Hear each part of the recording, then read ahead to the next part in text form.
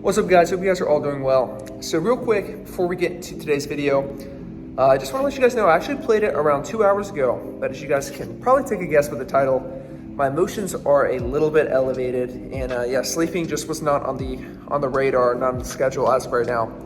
So anyways, hope you guys enjoy this one. This, I believe, is the most amount of money I've lost in a day playing poker. So luckily for you guys, I got it on camera, and you guys can see me lose the most amount of money I've lost in a day. So that being said, guys, hope you guys enjoyed this one. If you haven't already, can't even talk. If you haven't already, please hit the thumbs up and subscribe if you want to. And I'll see you guys in the poker room in the casino. Let's go. We go ahead and sit down with $2,500, which is the max buy-in down here at Seminole Casino Coconut Creek. Within the first orbit, we already have a premium, pocket kings, and there's action beforehand. We're in the hijack, and there's a low jack raised to $40. 40 is not enough with pocket kings. We're definitely going to be putting in another raise. We decide on a sizing of $150. Action folds back around to the low jack player, and he is the only customer. So we're going heads up to a flop in position, which comes down queen, queen, 3, so relatively safe. Once again, not worried about too much on this board. We double block king, queen, so the only hand that I'm truthfully that worried about is ace, queen. We also have the king of clubs on our hand, so I'm not too worried about the front door flush. When he checks over to me, definitely want to put in a bet. I throw out $110 and he decides to make the call. We're off to see a turn which is an absolute brick. It's a 4 of spades. He checks over me once again, and I'm still pretty confident in my hand. We can still target hands such as like 8s through jacks that I think would definitely be calling another bet. And also, if I had any bluffs in the spot, such as like ace king of clubs, I'll be betting on this card regardless. So definitely want to be doing it with my strong hands as well. I decide to throw out a bet of $300. And once again, he's not deterred. He decides to make the call. To be completely honest with you, when he just calls on this card, I actually feel better about my hand. If he had a queen, I'd imagine he'd want to raise for value and then also deny any equity from any flush draw. The river is a 8 of diamonds, which now a hand that we lose to is pocket 8s, but I'm not too worried about that. If he has 8s, so be it. He checks it over me once again, and now it's a question of what I want to be doing. He started the hand with around $1,500, so he is around $900 to $800 left in a stack. With less than a pot size bet, if I had any busted club draws here, I definitely would be putting him to the test, so I see no reason why I shouldn't be doing that when I have a strong hand such as the one I have now. A hand such as 9s through jacks should still feel good about their hand on the river, considering that this card doesn't really change too much. With that being said, I throw out a bet of $750, basically almost putting him all in, and obviously kind of hoping for a call, targeting the hands mentioned, but unfortunately for us, he says 2 words that make us throw up in our mouth. He says all in, meaning that he's playing for all of his $900. So now it's $150 more to me to make this call, knowing that we are literally never good here, hardly ever, but we are just getting an insane, just literally the most insane price I've ever been laid ever in a hand. So disgustingly, I make the call, and he shows us flopped quads. So it's very rare to flop quads, and it is especially rare to get absolutely max value like he did. Maybe I'm being results oriented, but I think betting a third on the river and folding to a raise might be a better line. But luckily for him, I bet larger and had a call off of jam. But yeah. We had on for $1,500 going into this next hand, but it's safe to say that this is the most miserable start to a session you can ask for. In for $4,000 when we look down at ace king of hearts within the same orbit. We are in the big blind. We see a low jack open to 50, a hijack call, and the button who's short stacked, he decides to go all in for his $500, maybe a little bit less. It folds to me, and what do you do with ace king of hearts and the big blind with all of this action prior? Ace king of hearts is a really strong hand, but I definitely do not want to be flat calling to allow other players in here. So I decide to isolate and raise it up to $2,000.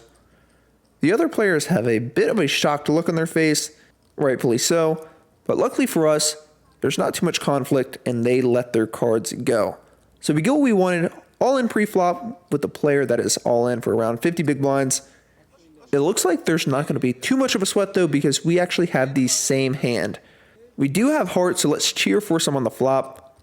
No hearts on the flop, but luckily the turn confirms that this hand will be a chop, and we each take in $50 of the initial raiser and the caller's money. In this next hand, we are in the low jack and we look down at ace-deuce of hearts. We open up the action to 35. The hijack, the button, and the big blind decide to make the call. So we're going 4 ways to a flop. The flop comes out 3-7-9 with 2 diamonds, so we go ahead and flop ourselves to the nut flush draw. On a board like this though, it's very connected and hits my opponent's ranges much harder than mine. So I decide to pot control and check, and action checks all the way around. Boom, right there on the turn, we go ahead and get the nuts with another diamond. Action checks to me once again, and now I definitely want to be putting some money in this pot. Having ace-deuce in particular is really nice because we unblock the queen, the king, and maybe the jack of diamonds if someone's getting stubborn. I throw out $70. The only customer that we do have is the player on the button. Everyone else gets out of the way. We're off to see one more card, which is another diamond. Not too sure if this is fortunate or not. If he had a hand such as top pair, he's going to be less inclined to call a bet now, but if he did have like a king, queen, or maybe a jack of diamonds, I feel like he's going to call a bet. So I throw out $200. I don't want to size up too large, but he does pretty quickly make the call. I table my hand, and we are good. The speed on what he called kind of confirms my suspicion he had a high diamond, and that is in fact what he shows with the jack of diamonds. So I guess we got called relatively light, but regardless, happy to scoop in a pot. In this next hand, we're in the big blind with queen jack of clubs. A tighter under the gun player opens up to 60, which is a pretty large raise, but with a hand as strong as mine, I think nothing else to do other than make the call. The flop's pretty good. The flop comes jack high. I check it, and he checks it. So I'm feeling pretty good about my hand. If I didn't feel good on the flop, I definitely feel good on the turn when it is the queen of diamonds. So now we have top 2 pair. If he had a hand such as ace king, he now picked up a little bit of equity. And if he has 2 diamonds, this is definitely a card that I figured he'd bet on. So I decide to continue to set the trap. I decide to check it, but he snap checks it back, which is very unfortunate. If for whatever reason I didn't think I was good on the turn, now I know I'm definitely good when the river is another queen. So we're sitting here with the absolute nuts. We can't lose his hand, but I definitely need to be going for some value at this point. I throw out $100 just to be slightly polarizing, but unfortunately he snap folds. With around $28.50 in our stack, action folds to us and we are on the button with 2 8s. We open up the action to $35 and we only see one customer by the player on the big blind. We're off to see a flop in position. A flop of king 9-5 with 2 clubs could be a little bit better. When he checks it over to me, I decide to pot control and check. Another 5 here on the turn is pretty interesting when he checks it over me once again. At this point, I would think he would contemplate a bet if he had a 9 and definitely if he had a king. So I decide to throw out a small bet of only $25 and he doesn't think for too long and decides to make the call. We're off to see one more card, which is another king. He goes ahead and checks it over to me, and now it's a question of whether I still want to be betting or decide to check it and get to showdown. If he had a 9 and we bet, he's obviously going to be calling. If he had a busted straight draw, maybe like a gutter or some sort of flush draw, he's not going to be able to call our bet regardless. So staying here, I'm having a hard time trying to find hands that we can target. So that being said, it would hate for us to bet and us getting raised. So I just take our showdown and he says queen high. So our pocket 8s are good and we happily squeak out a little bit of value there on the turn, but we definitely could have asked for a better board. In this next hand, we look down at ace 10 and open it up to $35 in the later position. A player directly to my left, who is a bit tighter, decides to re-raise to $135. Action folds to me, and I haven't seen him 3-bet light all night, so I'm just going to pick a better spot and let this one go. There's a limp to me, and we go ahead and look down at queen jack offsuit in the hijack position. I decide to raise it up to $50, and it folds around to the small blind. The small blind decides that he wants to play for a little bit more money. He decides to repop it to $125, so a very small raise considering his position and our stack depth. Action folds back around to me, and normally a spot with queen jack off, I would probably either fold or 4-bet, but with such a small raise in position, I decide to just make the call and we're off to see a flop. We once again have a jack high board with queen jack and actions on the small blind. With around $250 in the pot, he decides to throw out a larger c-bet. He throws out $175. Obviously, we don't play queen jack to flop top pair and fold, so we just make the call and we're off to see another card. The turn is a 7 of diamonds, bringing in a bunch of potential backdoor draws. Action once again starts on the small blind as it always does, and he continues to bet. On this card, he decides to bet another fairly hefty sizing. He throws out $325. I think our hand is still maybe a little bit too strong to fold on this card, So I decide to make the call once again, and we're going to evaluate a river. So on the flop and the turn, I was hoping he did not have an overpair to now hoping he does. The river is another jack. Unfortunately, he goes ahead and pumps the brakes and decides to now check it over to me. Sitting here with trips, obviously want to be putting in some more money in the spot, but I don't think I want to go too big. If he has like an ace high holding, he's not going to call any raise regardless. And if he has like aces or kings, I think he might have a hard time calling a super polar sizing as well. So I decide to go with a more conservative size of $450. Right after I put out this bet, he has a disgusted look on his face, which means one of two things. One, now if he decides to go for a raise, we obviously can comfortably fold because he obviously has some sort of nutted hand, such as like pocket tens. But if that's the case, that's just a cooler. What I think is more likely is him having a pair that he is now in a gross difficult spot. So now we definitely want to call, and it looks like we did a perfect sizing because he goes well into the tank. After around 2 to 3 minutes, he eventually elects on a call. So he puts in some more chips, we table the queen jack, and of course we are good. So this is a nice little pot to jumpstart us back to hopefully getting profitable in the session. Cough, cough, you guys know that's not the case based on the title, but once again, happy to scoop in some chips. Don't play aces, play that. In this next one, we are in the big blind and we look down at 2 red aces. Almost the whole table goes ahead and limps to us, I think besides like one player. Obviously, we are not checking here. We have the best hand in the game of Texas Hold'em. We go ahead and raise it up to $125, hoping that we do get some action, and luckily the player that we got involved with in the last hand, he decides to be the only customer, so we're going heads up to a flop. The flop comes out king, queen, 6 with 2 hearts. We do have 2 red aces, which means that we do have the ace of hearts, and action starts off with me. This is a spot that I think I can go one of 2 ways. I think I can check just to be a little bit of balanced and, check back some really strong hands, but I think I can also bet. This time, I decide to check, and unfortunately, he decides to check as well. So now, I'm obviously sure we have the best hand. The turn is a brick, and action starts off with me. Now I definitely want to be putting some money in this pot. If he picked up any backdoor equity, I don't think he's going to be folding to hardly any sizing. I decide to throw out $175, but he goes ahead and snap folds it and later on tells me he had a baby pair. So I don't think it mattered what sizing I chose, he lets it go. In this hand, we look down at a fun one. We look down at 8-10 suited and we are in the +1. I go ahead and open up the action to 35 and we only see one call from the player in the big blind. Maybe a little bit loose, but we all are pretty deep. We flop a pair on jack 8 deuce with 2 hearts, very wet board. The big blind decides to go ahead and check it over to me. I decide to throw out $35 targeting any flush draw, straight draw, hoping that he doesn't have a jack. He decides to make the call and we're off to see another card. The turn is another deuce and he quickly checks it over to me. At this point, I think I want to bet on one more street and plan on checking back most rivers besides an 8. I throw out $100, but he doesn't think for too long and lets it go. In this next one, there's 3 limps to me and I am on the button. I decide to bump it up with 2 cards that are the same suit that can make a royal flush, queen 10 suited.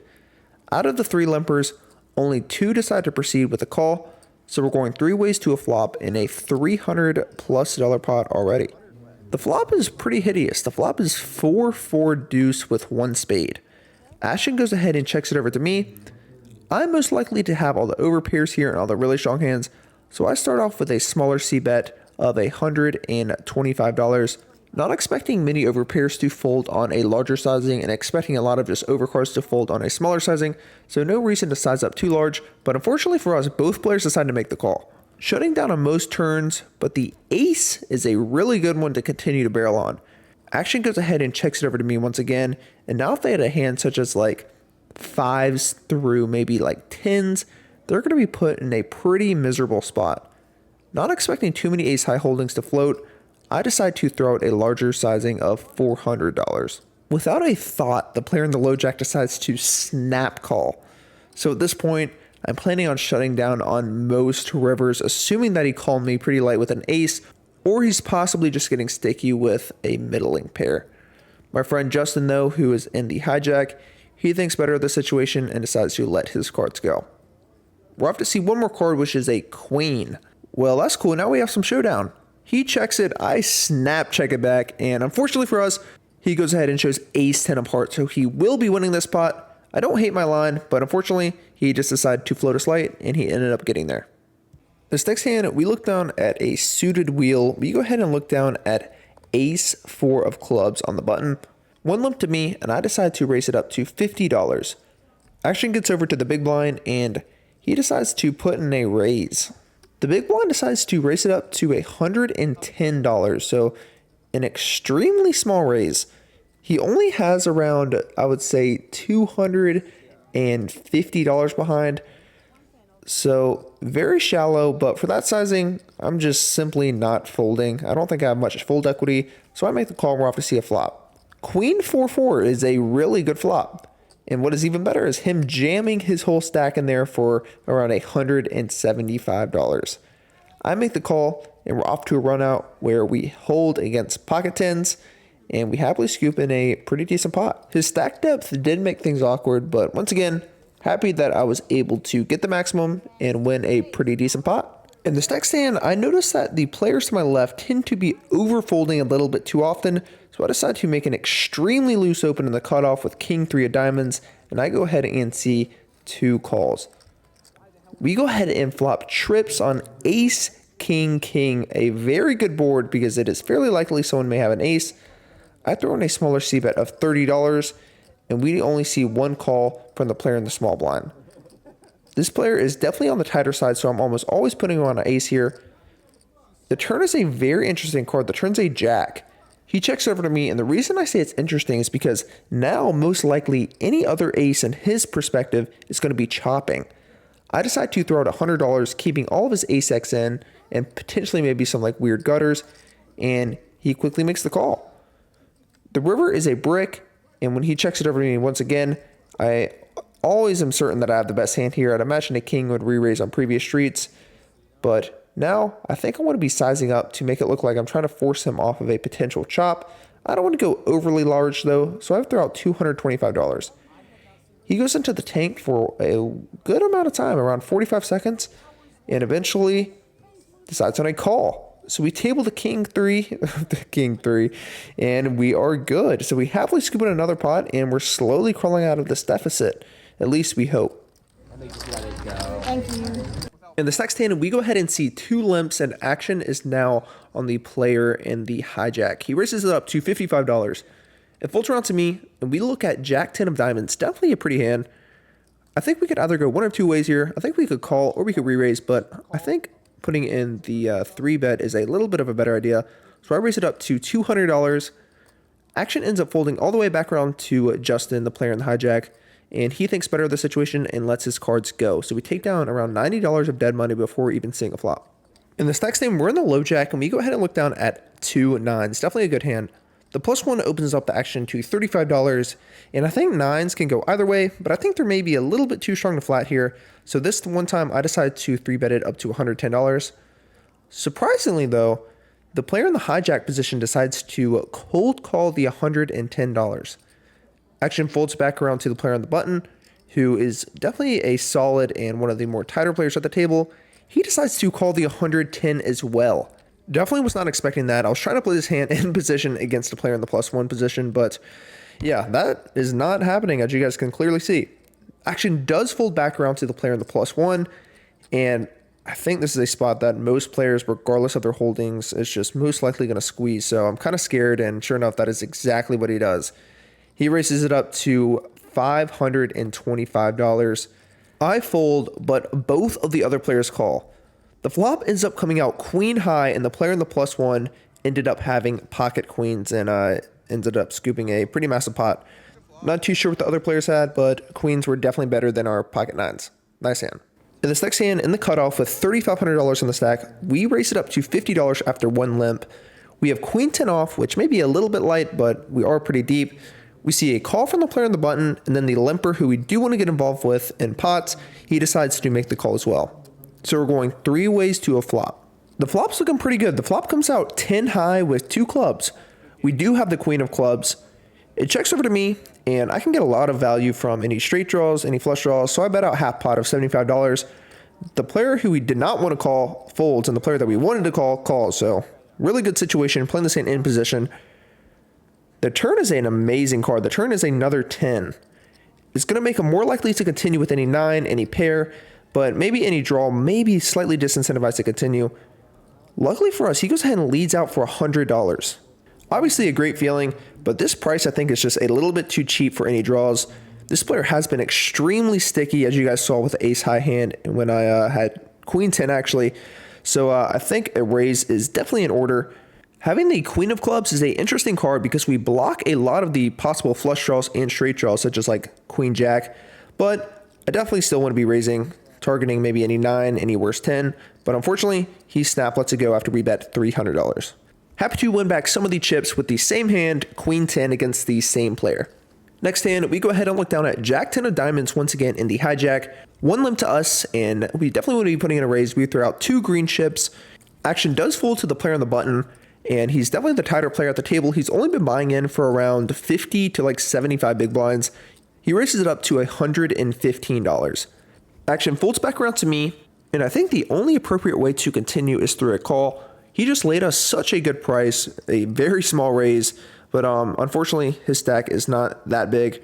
At the time, I actually thought it was a $150 raise, but luckily for us, we get $35 rebate, which is obviously nice. So that was a win in itself. But now we are going heads up to a flop out of position against a shorter stack. The flop is insanely wet. The flop comes out king, queen, 10 with 2 clubs. We have a bottom pair, and we also have an open-ended straight draw. But this board just can smash some of his hands, such as like kings, queens, ace, king, etc. He throws in a c-bet. For $70, I don't think there's anything other to do than call. I think if we jammed, we're only getting called by hands with like a crap ton of equity or hands that are better. I just see a lot of his smaller pocket pairs to shut down on the turn. So I decide to just make the call, and we're off to see another card. Well, the turn is an absolute dud. The turn is a 4 of diamonds. So if we're ahead on the turn, I'm certain we're still ahead. I check it, and surprisingly, this time he decides to go ahead and check it back. The river peels off, and it is a jack of clubs. We have 2 pair, but literally so many draws just got there. The front door flush, which I actually don't think he has considering he checked the turn, but now any ace or any 9 can make a straight, and I think it's very likely he could have ace. If he puts in a bet, we're just going to be in such an awkward spot, so I decide to do a small blocker size bet of $50, folding to any raise. He doesn't think for 2 seconds and min raises to $100. I think his hand is just very face up. If this is a bluff, then good bluff, but we're not continuing to any raise. I fold, and we're off to see another one. In this next one, we are on the button with ace-deuce off. We see a cutoff open to $35. We decide to 3-bet it, play this hand in position relatively deep. I bump it up to $125, folds back around to him, and he decides to make the call. The flop is pretty good. We go ahead and flop top pair on ace-10-5, but there is 2 diamonds. He checks it over to me, and to stay balanced, switch it up a little bit, I decide to check it back. The turn is a 3 of clubs, so now we have a gutter to go along with our top pair. This time, surprisingly, he decides to lead out. The cutoff throws out $165. For top pair, under-repping our hand on the flop, and button versus cutoff, I decide to make the call. If I'm folding here, I think that's just a little bit neg. The river, on the other hand, completes the front door flush. The river is a 7 of diamonds. Action starts off with the cutoff once again, and I could not believe it. The cutoff decides to throw out $650.